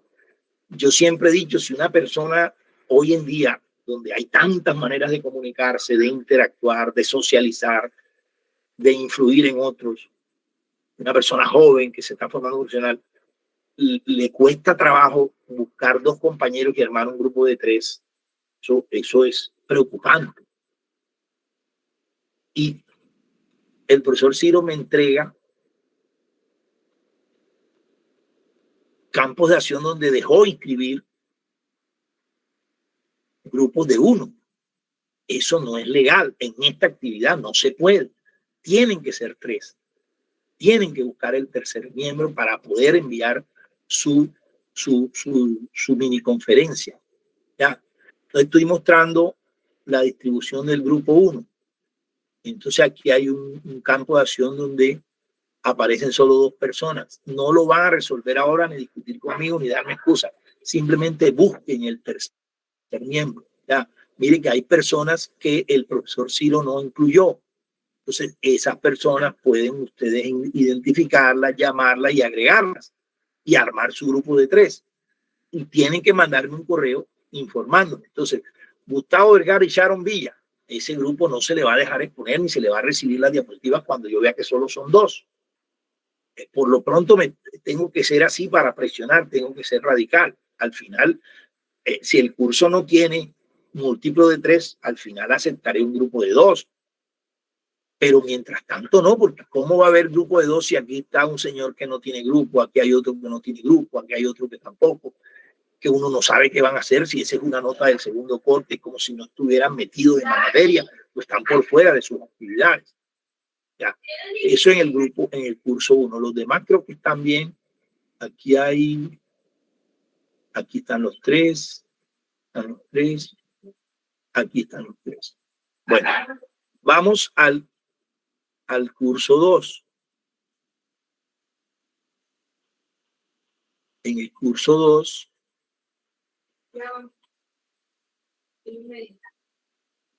también 3. Aquí hay 4. No, 3. Cervera, Lozano y Peña. Muñoz y Valderrama. Aquí hay 2. Ese grupo tiene que buscar un tercer miembro. Y mire, aquí hay varias personas sin grupo. Ahí ese grupo puede buscar su tercer miembro entre esas personas sin grupo. Eso no me toca a mí, eso es el trabajo de ustedes. Bueno, y en el curso 3,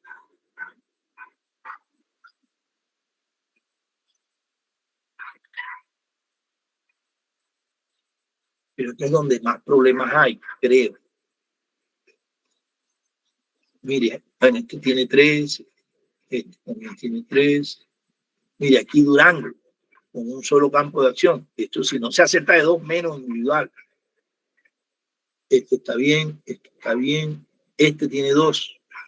Pacheco, Wendy, no sé si son 2 o 1, yo después verifico. Silvarrada, ¿eso qué es? Ese se puede juntar con Durango y escoger un solo campo de acción, mandarle un correo y escogerlo. Que imagínense, si ahora tenemos 2 horas para 123 estudiantes donde tenemos que pasar, mire, son 15 campos de acción. Mínimo hay 12 con los que están en vacío. 12 por 3, 36 campos de acción. 36 conferencias de 7 minutos. En ninguna sesión de 2 minutos expondrían más de 8 conferencias. Por muy riguroso que yo sea, en el caso mío es complicado. Yo, si acaso, saco 5 conferencias en las 2 horas. Si acaso 6, máximo 9 o 12 de pronto. Y son 36. Entonces, yo necesitaría 3 miércoles. Pero claro, me ayuda el profesor Ciro el jueves, saca más. Saca 3 más, 4 más. Y podemos echarnos 2 semanas en el Cineforum. Pero si son grupos de 2, no, porque salen más grupos y nos demoramos más. Entonces, ojo con estos casitos que Silvarrada, Campo, eso no se vale. Wendy, Pacheco, se unen, pónganse de acuerdo con Durango y los 3 escogen un solo campo de acción y ya hay un solo grupo y me informan en un correo. No ahora no.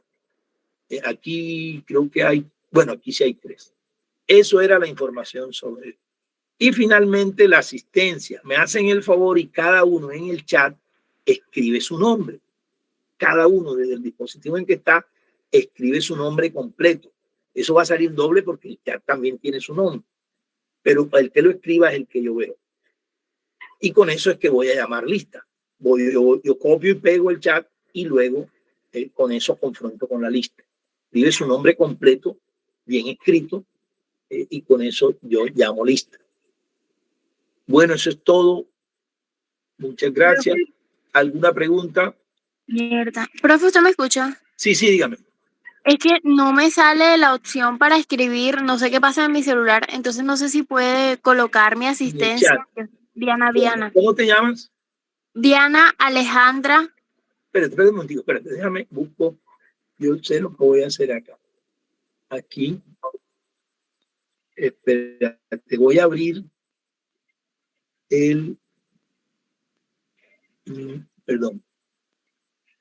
perdón, ya te digo, espérate. Voy a abrir la guía de esta actividad.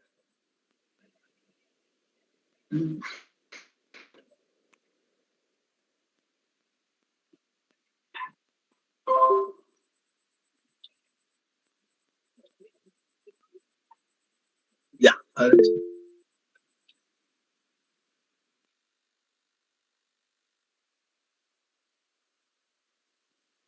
Está. Viana. Sí, Diana Alejandra Huelvas. Grupo 1. Grupo 1. Soy la última. No te preocupes. Estos son unas listas viejas, pero esta es la guía de esta actividad. Entonces, grupo 1.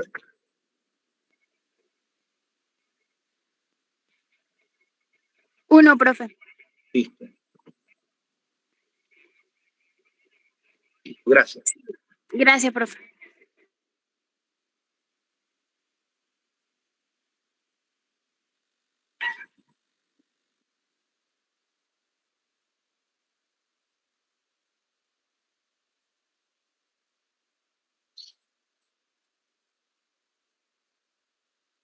Bueno, ahora sí voy a copiar el chat.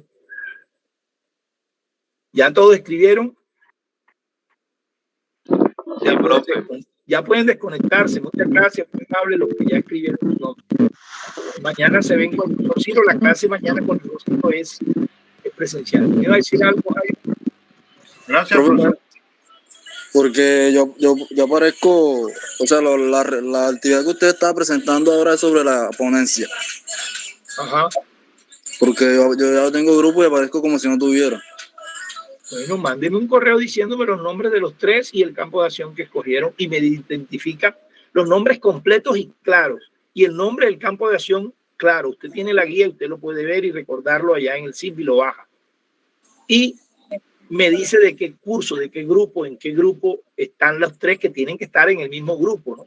Porque tienen que asistir a la clase del profesor Ciro juntos para que puedan exponer a la hora que toca con ese grupo. Entonces, y con eso aclaramos, no hay problema.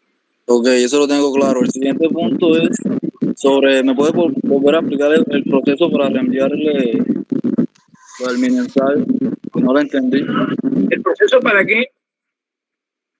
Para reenviar el mini ensayo. Ah, claro. Si usted aparece ahí en morado, es porque yo no lo recibí, pero usted sí lo envió. Si usted lo envió, algo pasó. Entonces usted averigua qué pasó, porque ya yo hice el barrido y yo no lo recibí. Entonces usted averigua qué pasó. Y cuando ya sepa qué pasó, entonces, si es que lo que pasó es que usted lo envió mal, usted debe tener en su bandeja de salida, o sea, en enviados de su correo electrónico, debe tener ese correo. Entonces, ese correo lo abre, le da reenviar, y si usted lo había enviado en PDF, ya sabe que es lo mismo que no enviarlo, debe ser en Word, entonces le anexa en Word. Pero si usted lo había enviado en Word, simplemente le da reenviar y escribe copia y pega de la guía mi correo correcto. Lo copia y lo pega correcto de la guía en el destinatario y lo envía de nuevo. Y eso entonces sí yo lo recibo. Pero yo ahí miro en el correo, como usted lo mandó de reenviar, verifico que en esa bandeja de salida aparece que lo envió antes del 28 y entonces se lo evalúo, o el mismo 28. Ahora sí entendió. Sí, ya todo está claro. Bueno, profe, que esté bien, que se mejore. Bueno, muchas gracias. Entonces cierro aquí